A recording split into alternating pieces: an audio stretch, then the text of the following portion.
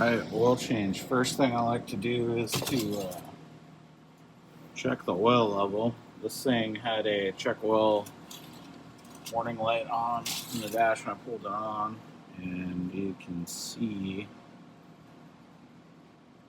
it is bottom of the dipstick, so it's about a quart low. These cars have oil level sensors in the oil pan, so they actually sense the level, so it's not like a low oil pressure. It's just knows that the oil level's gone down, and it's trying to help you maintain the levels. So it tells you to check it, and of course no one does. You just pull up on this cover here. There's just little rubber dowels, and sometimes they'll stick. Just pull it off, put it back in the cover.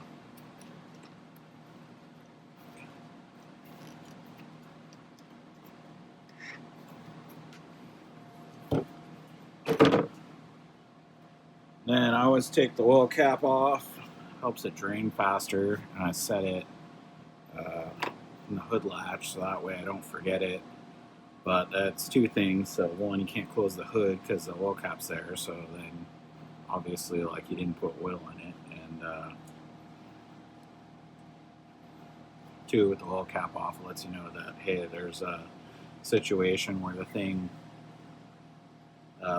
doesn't have oil in it, or potentially doesn't have oil in it, in case for some reason you like walked away. No one will like come up, or like a service advisor won't like come up and hopefully try to start it to like get miles or something weird out of it. And then this is a 4-cylinder, 1.8 liter. The 1.4s and the 1.5s had metal spin-on filters underneath. These have the canister style. They're all located up top. It's a 32 millimeter. You just get these, like, you can get kits with sizes, or you can buy them individually. Ours are all either 32 or the DRs are bigger. I think they're 36. And then the DSGs are smaller. I think they're 24. And so yeah, I loosen this, and that way the oil will drain from the filter, because there's a check valve in there that maintains the oil, so that way you're not like dry starting the thing every time. So I loosen that slowly. Just lift it up a little bit, let it drain, and then I'll go and get my parts, or you can like check other stuff. Check your coolant level over here. This one's full. Top off your washer fluid.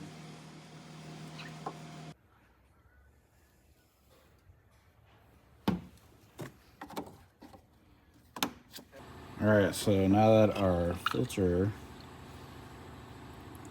is mostly drained, just pull that out. So to change these, just put like a screwdriver, pry up a little bit, and then you can pull it out, recycle it, of course. And then to get this O-ring off, you can either jam a screwdriver in there and pry up underneath it, or you can just pinch it and get it off as well. So if you go like that, you can see it pinches up, and then you can just pull it out if you're worried about scratching the sealing surface. You can see in here, all drained down. If you have like a stuck drain back valve and you pull it out, this thing will be like full to the top, and if you try to put a new filter in it, it'll actually overflow. But yeah, this is the valve here, the drain back valve. So in these newer ones, it just stays in there, and when you press it down, when you tighten the filter, it does sealing things. And the older ones, the valve was like in here in the cup, and when you'd loosen it, it would pull it up, and it would be in the cup still. These ones stay in there, so it's normal.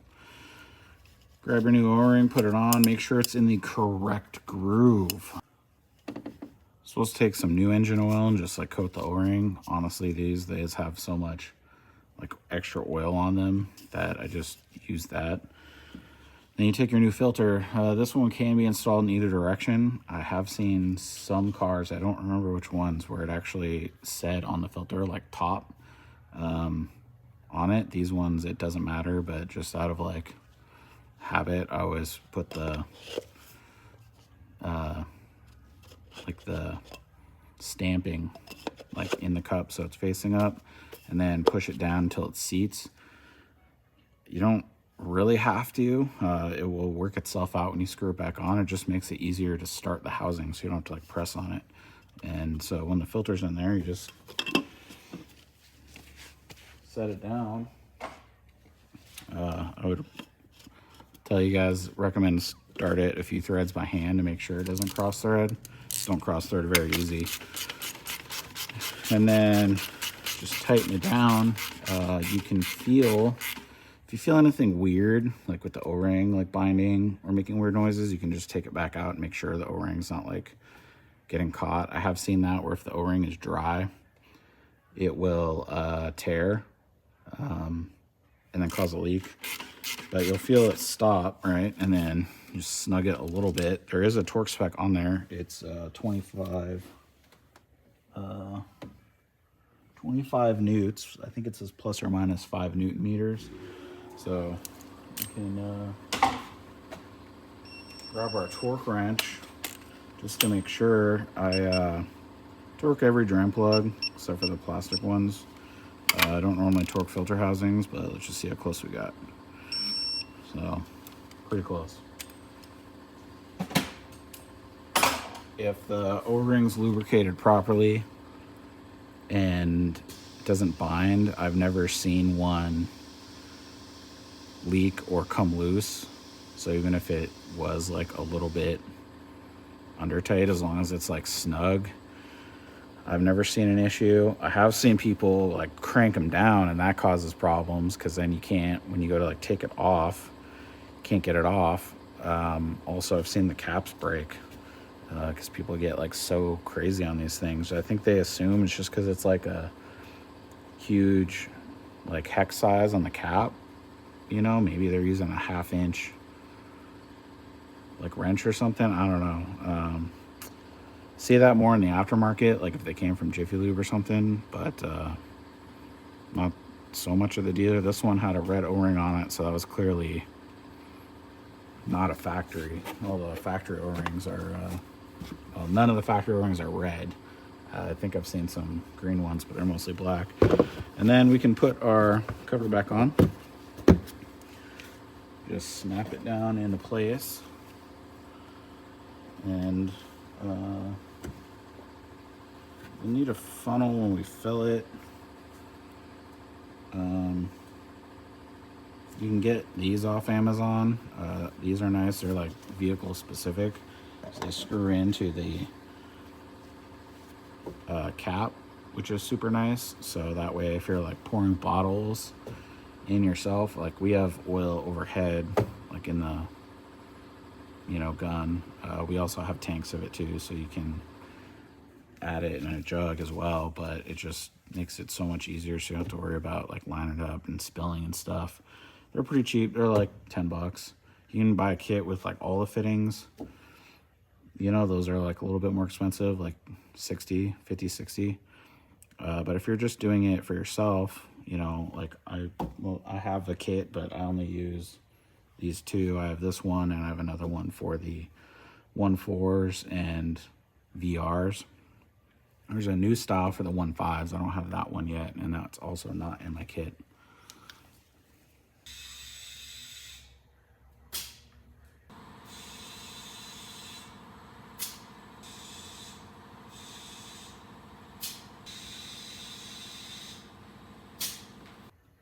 All right, so now that we got it in the air, this is it underneath.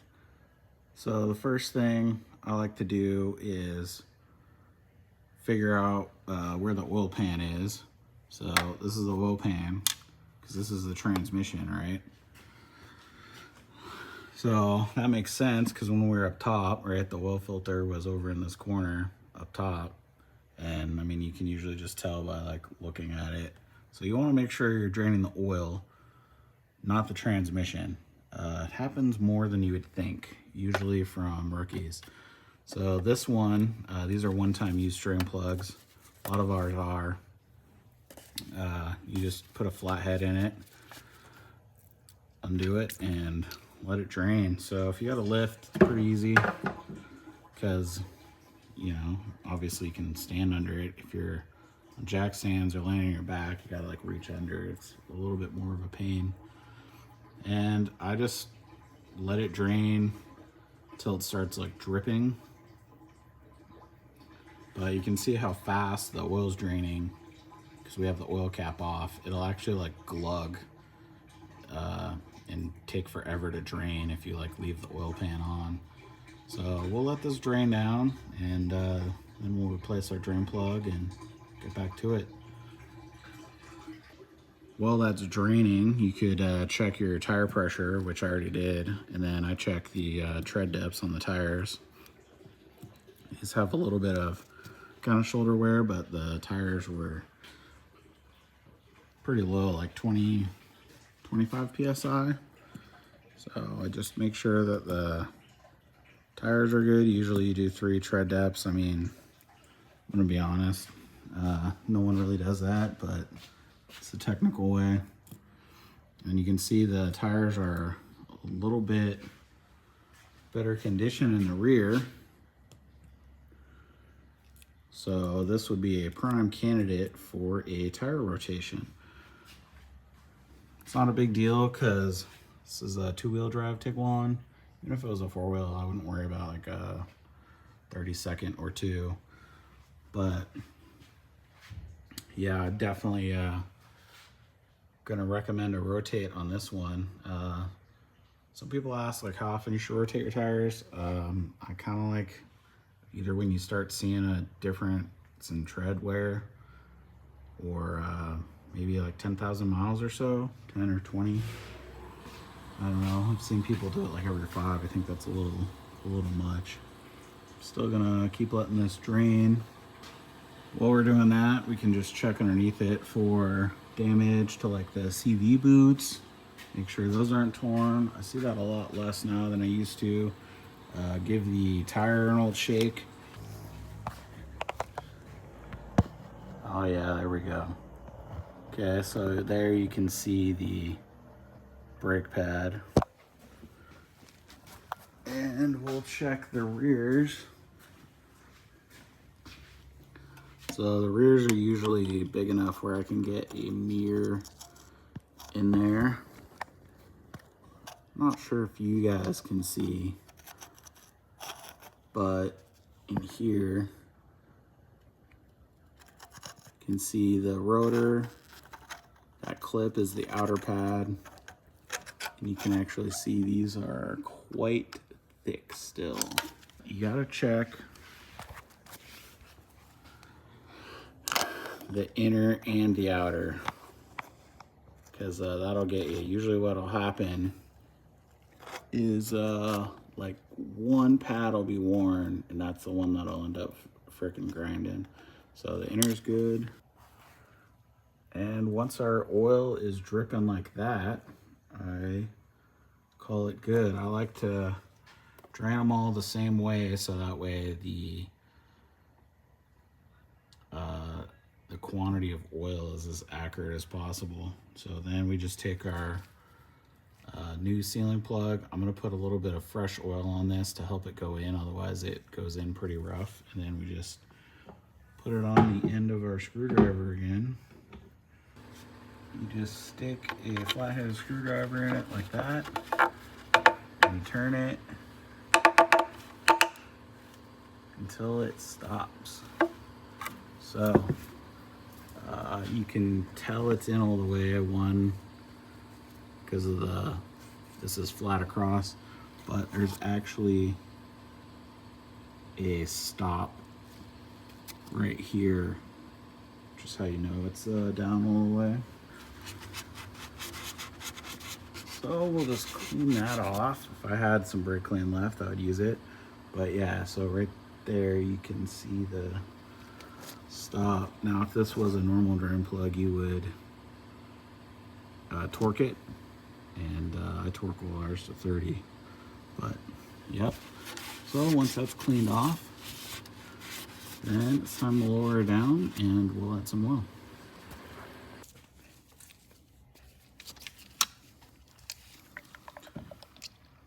So look how easy that is to fill. So if you're doing this, you're going to be using bottles, but we have it overhead. This car takes 6 quarts. So we'll add our oil, and then we'll fire it up, and then we can recheck the oil level just to verify.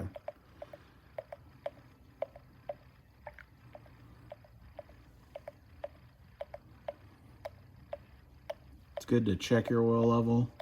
Some guys don't, they just put in the quantity and ship it. The problem with that is if you're wrong on the quantity, so like let's say there was like a change, our cars are pretty consistent, but like there's a change and it actually takes either more or less oil, then you're either over or under filled. Or if you just goof up and you accidentally like put 5 in instead of 6, because you're like, I don't know, not thinking or something like that.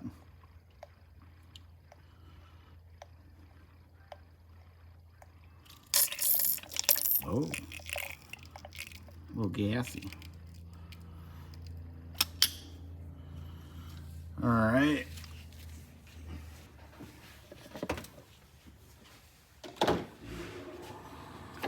So then we take our cap, put it on. It's just a quarter turn, but you got to make sure it's on straight. So what I do is I twist it back, and you'll feel it like pop up and then sit down, and then tighten it. You know you're good. Ooh, this thing's dirty. And then we'll fire it up real quick and verify the oil level.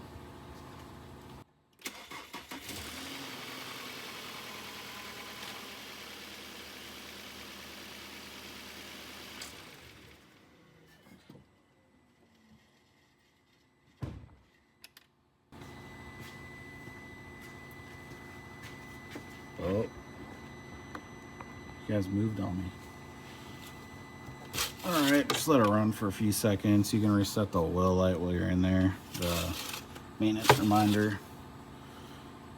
And you can see that's fresh oil, and we're about halfway up the hash marks, which is good. And we'll just leave it there. Oil expands on temperature, so if you're gonna actually check the oil level, you would get it to temp, get its temperature, and then let it sit and drain down for a little bit, and then actually verify. But we know this car takes 6 quarts of oil, put 6 quarts in it, and it's within a safe like operating zone, so we're gonna call that good.